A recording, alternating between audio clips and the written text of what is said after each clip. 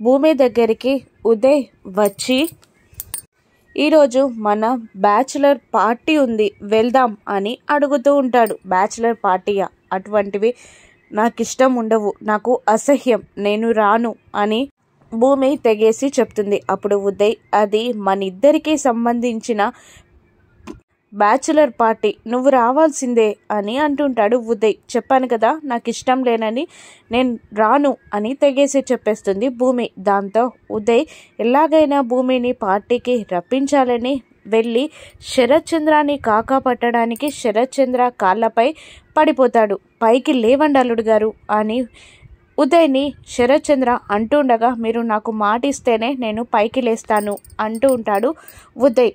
సరే లేవండి అంటూ పైకి లేపుతాడు ఉదయ్ని శరత్ చంద్ర.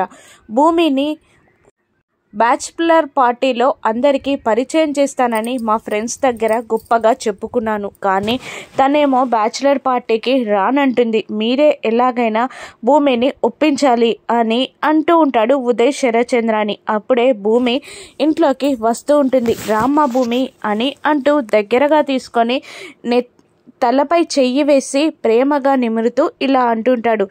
భూమి, నువ్వు పెరిగిన వాతావరణం వల్ల నీ ఇష్టాలు అయిష్టాలు ఏర్పడతాయి. ఇక్కడున్న వాతావరణానికి ఆ వాతావరణానికి తేడా ఉంటుంది, కానీ ఇక్కడున్న వాతావరణాన్ని కూడా నువ్వు అలవాటు చేసుకోవాలి కదా భూమి, అలవాటు పడాలి. నువ్వు బ్యాచులర్ పార్టీకి వెళ్ళాలి.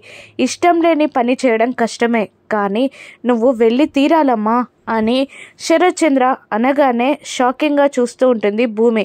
అవును అన్నట్టు తల ఊపుతూ ఉంటాడు శరత్ చంద్ర. ఉదయ్ వైపు చూస్తుంది భూమి. ఉదయ్ నవ్వుతూ ఉంటాడు. బ్యాచులర్ పార్టీ నుండి భూమి ఎలా తప్పించుకుంటుంది? ఆ పార్టీలో భూమికి ఏదైనా ప్రమాదం ఎదురుపడుతుందా? రాను ఎపిసోడ్స్లో చూద్దాం. Thank you for watching.